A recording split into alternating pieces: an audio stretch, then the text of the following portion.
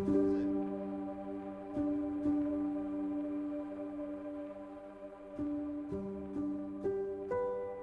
we're on Mallard, and fortunately, mate, we've just found quite a few fish. Right down the other end where we weren't looking, it's only by chance when we were walking back to the van.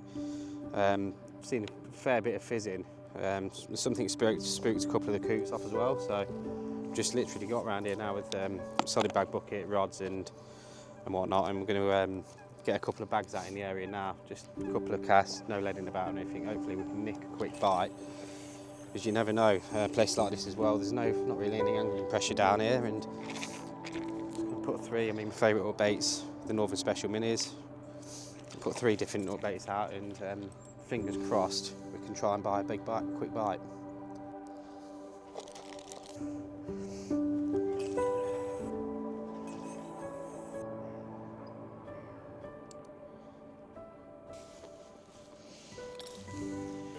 Right, so we've got three solid bags out. We're down the end where, by chance really, we were coming back down to the van and we've seen a bit of fizzing, which isn't where I expected to see them. It's a shallower end. Normally I try and aim for the bowl, which is the deeper end, further up. I was down here 2 weeks ago, just fishing solid bags, and ended up having 8 fish in 24 hours, which was the right result. I definitely think this time of year as well, less is more. There was people to the left and right of me that had took a lot of bait out, whether that's with the boats or spomming, and they didn't catch anything, whereas just with solid bags, just fishing for that mouthful at a time. Yeah, fingers crossed. It's cold, it's the beginning of February, but not going to make excuses or anything, because we're out fishing, it's brilliant any time of year. But whether we stay here tonight or not, I'm not sure, but while there's a bit of fizzing and stuff, it's the only thing we've seen to go off. There's been no shows, concrete shows anywhere, so it's as good as damn it. So I'll run through later with you what I do with my solid bags. It's really simple. It's a mix I use, whether it's winter, spring, summer, all year round. Just add different liquids, but we'll go through that later and show you what I do, which is not complicated. So fingers crossed we can get one quick.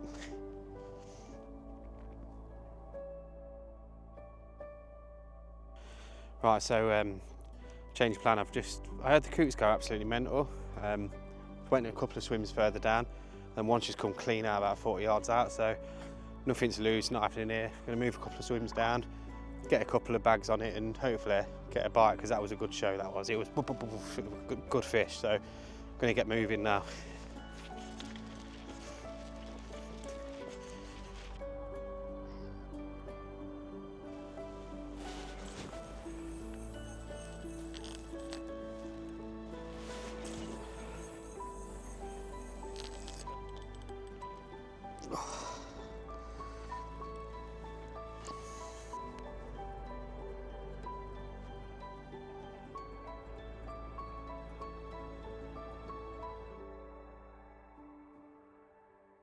Right, so since we've been here, we've been fishing mobile, a couple of different swims.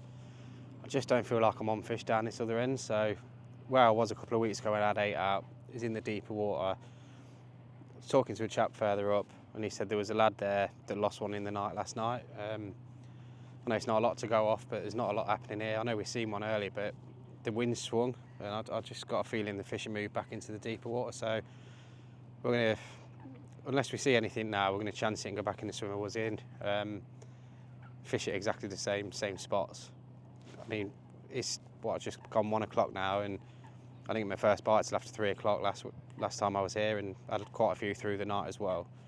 So it could just be that we're not on bite time at the minute. But it's making sure we get that decision right, rather than moving out of here to moving somewhere else and not have anything. But we've tried being mobile.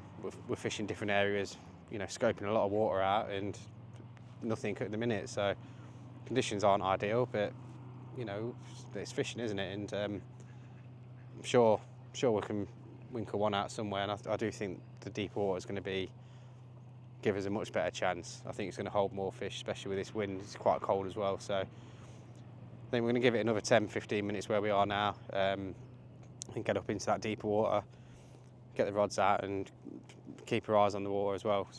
We're fishing mobile, and if we see him or hear him anywhere else, we'll be straight on him as well. That's the beauty of fishing solid bags. You can do that, and this time of year as well, a lot of the weeds died off. You just plot bags out, can't you? And as long as you're feeling it down and you're getting a drop, you know you're fishing. It worked a couple of weeks ago, and I've no doubt it'll work again tonight. So I think that's what we're going to do, unless something happens now. So we're going to put the eggs in the basket and go, aren't we, Joe? So, but give it 15 more minutes and then get on our toes, I think. Get back round there and see if we can make anything happen. So, until then, fingers crossed.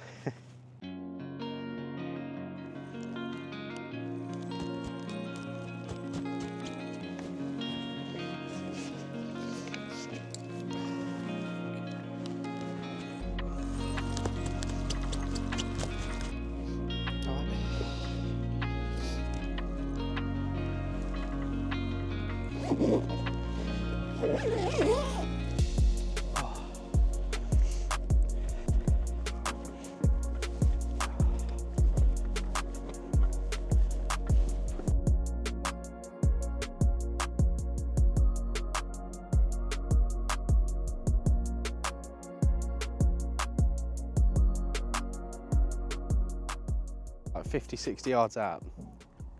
That was a fish. It just slid out. Where the blue van is, you got the bivvy to the right. That was a fish. And there's definitely no birds out there. It's just slid out, not the grieve here, it's further, a lot further back. That was a fish, mate, fingers crossed. Let's go and get the rods out. Right, so we're back in the swim I was in a couple of weeks ago that I did well out of. We've exhausted everything today. We've been in and out of snags, up trees, looking in the shallow end. To no avail really. We've tried, we've like I say, put the steps in, but just got around to the swim, try and do a bit of filming, and then just seen one slide out. So the conditions look good now. The wind swung into here. It's a mild wind as well compared to how it was this morning. It was frosty and cold. Yeah, fingers crossed. And with that, we've seen that fish. I'm going to go and get the rest of my gear out of my van, and fingers crossed and make it happen. So I'm not going to waste any more time. Whoa.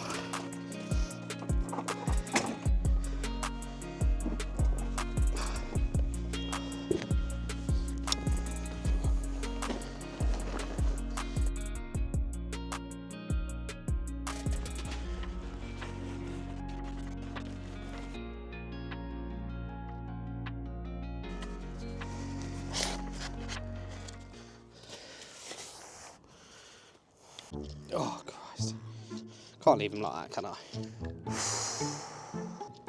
It's just nothing, is there? I don't even know how I got my rods in last week, 2 weeks ago. Can't do it, can you? Are you recording this? Should we just camp and have a barbecue? Flipping hell, man. Oh, gee, I'm struggling here, mate. Yeah, my alarms only bleep when they're not in the when there's no rods on them, by the way. No, you're not going to show this anyone, Joe. I didn't even struggle like this last week. I don't know what's happened. Oh, a bit lost here. What to do, Joe?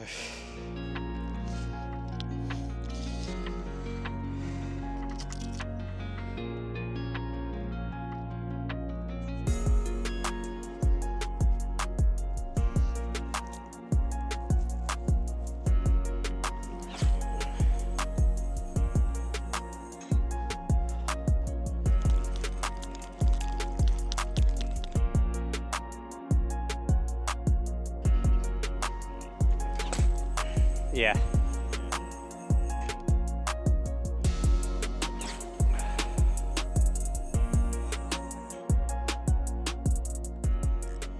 Right, so I've got 3 rods out, fishing 3 varied lengths like I was. I've gone 25, 23 and 21 out into the deeper water. It's definitely where I've seen that fish show earlier. So got 3 solid bags banged out, and you know, same as ever, Northern Special mini hook bait.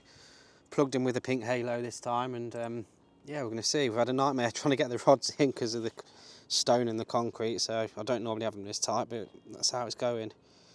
But yeah, fingers crossed. We'll have to see what happens tonight, but it's looking good. Conditions are looking very good as well, so there's a chance. There's always a chance in there. So I'm going to kick back now and get tidied up, get the barbecue on and cook for Joe. Cheers.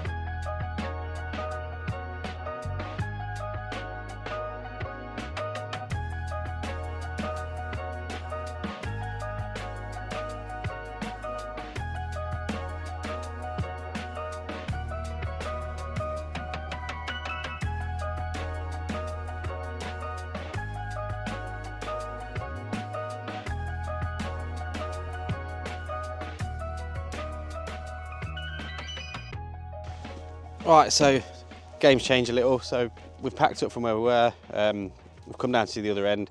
Speaking to a couple of guys on the way round, and they've had a few down the shallower end. So we're going on the opposite bank now to where we started yesterday. Going to get in a swim, and then all I'm going to do is fish 3 bags. I'm going to rove them about around the swim, feel for drops, and hopefully we can pick one up before we go home. We've still got a few hours left, so still plenty of time to make it happen. So without further ado, I'm going to crack on now, get around the swim and get some fresh bags tied.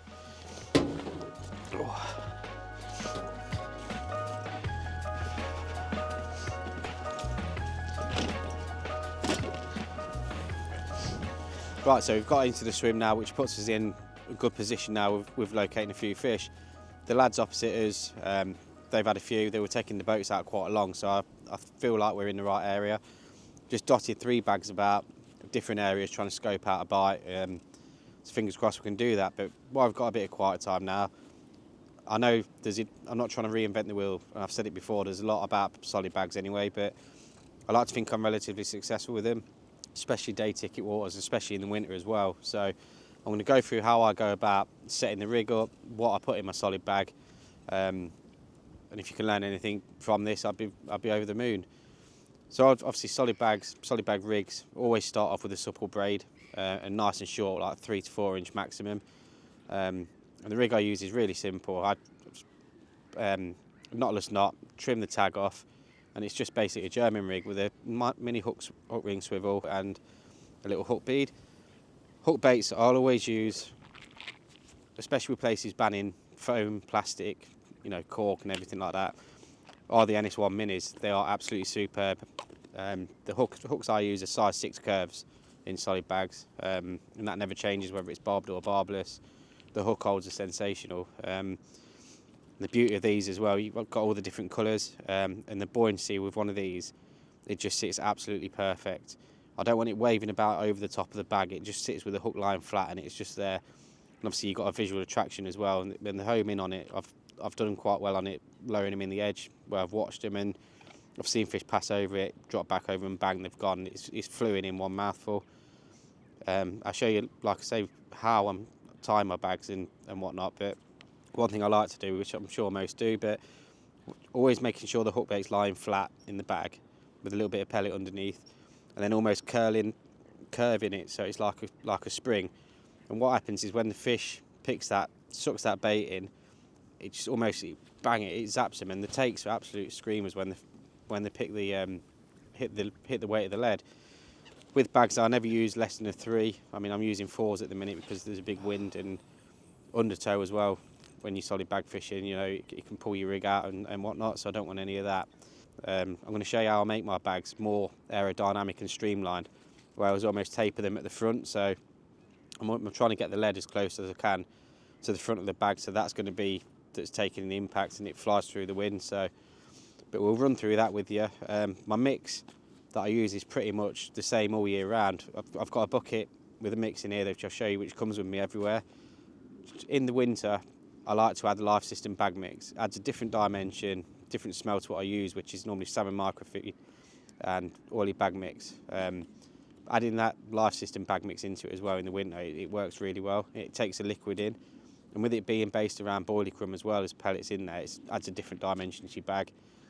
Come spring, summer and autumn, I like to add liver powder or green link mussel powder, but one of the mainstays with that is I take the Life System out of it and add Odyssey Triple X bag mix in. It's just something I do and something that works. I'm not saying Life System wouldn't work in the warm months, because it does, and a lot of our lads use it as well in Catchwell. But we'll run through exactly how I tie the rigs, tie the bags, and what I'm looking for when I'm at day tickets as well. Whenever I come through the gate, day ticket syndicate, I try and zone out of what people have said has been happening and just do my own thing. Trust my instinct where they're going to be, and then 9 times out of 10, other than a zig, it's getting a solid bag out into an area. And once the beauty of it with solid bags like we have now, we've moved. I've not wrapped anything up. I've just put 3 rods out in different areas and almost took the weight out of the cast when the bags hit the water, and I've felt down for a drop. As long as you get a drop and it's a decent drop, you're fishing, and it's just a really efficient way and a quiet way as well with getting rods out and showing fish. So, but yeah, we'll go through everything I do, and if you can learn anything from it, I'd be absolutely made up.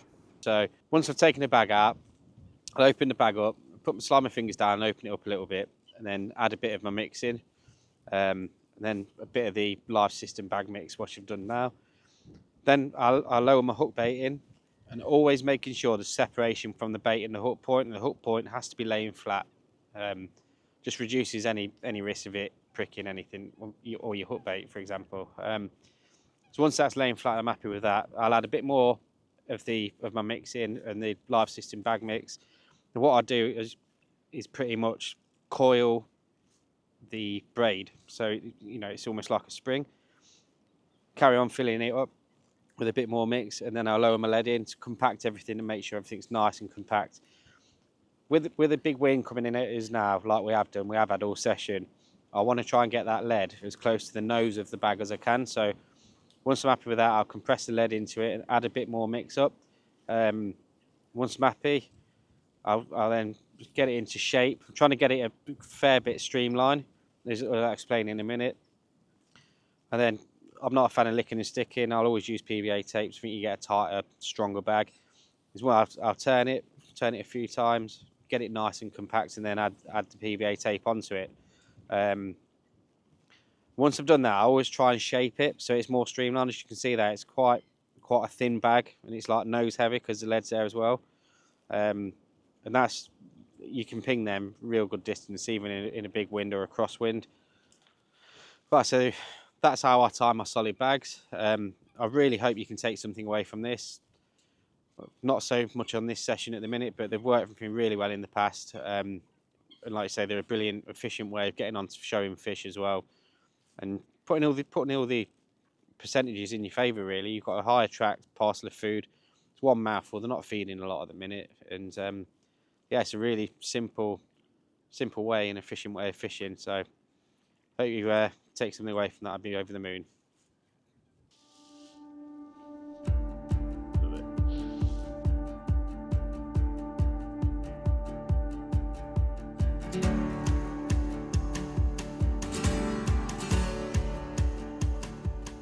Right, so another real crucial bit of advice, if I could pass on to anyone this time of year, is stay mobile with your fishing. I know you know it's cold and a lot of people want to get in the bed and have an early night, but if you can stay mobile, keep your ears out, keep your eyes on the water, and almost scope out different areas. That's why I love solid bags so much. And even if you're not necessarily seeing anything, once you've got the rods out in different areas, you can almost fish for liners, and you can tell if there is fish in the area and whatnot. It's very easy to get, I think, complacent in the winter. It's freezing cold, and a lot of people just can't be bothered to move because they're all set up and out the cold, out the wind. Whereas being mobile in different areas, it can play a massive part of your angling, especially in the winter, and getting on fish. And all it takes sometimes is one show. We're here now where we are because we know from speaking to other anglers as we've come down to this end. And that's another thing as well. Have a chat with other anglers that are fishing. Have they seen anything, or if they've had a couple, keep your eyes on what's happening as well around the lake. If you see somebody catching one down the other end, then try and get not necessarily right tight to the person, but in the same sort of area, because you know there's fish there and there's traffic. So yeah, being mobile, definitely. And sometimes it might not happen. Like, it's not exactly kicking off for us at the minute, but you've fished hard, you've been mobile, you've tried different areas, and you can get in your car or your van on the way home and think to yourself, there's nothing more I could have done. And sometimes it's just fishing, especially in the winter. It's tough going at times, and if you've got that in your head that there's nothing else you could have done, you can still drive away happy like I will if we don't have anything now. So yeah, being mobile, massive edge.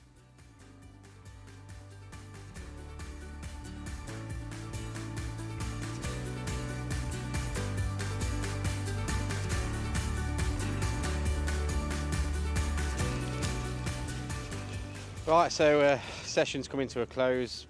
The rain's setting in now as well, so we're going to head off, I think. Unfortunately, it's not happened. We've tried everything. Feel like we've fished really well. Been mobile, we've moved, been roving about in swims with solid bags. Just not really been able to get near him. Still been a brilliant session. We've had a good laugh, and it's been really enjoyable. Like you say, every time it doesn't happen, you learn from it. And as I said earlier, I know I'll be able to get in the van driving home later, actually knowing there's nothing else I could have done or I would have done, to be honest. Just one of them things sometimes. Just unfortunately, it's part of fishing.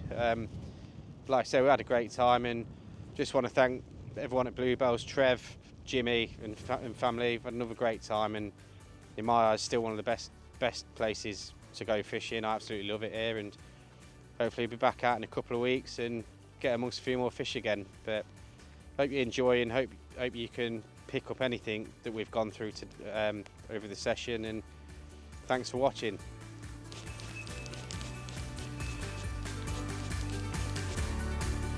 Absolutely nothing wrong with them. Yeah.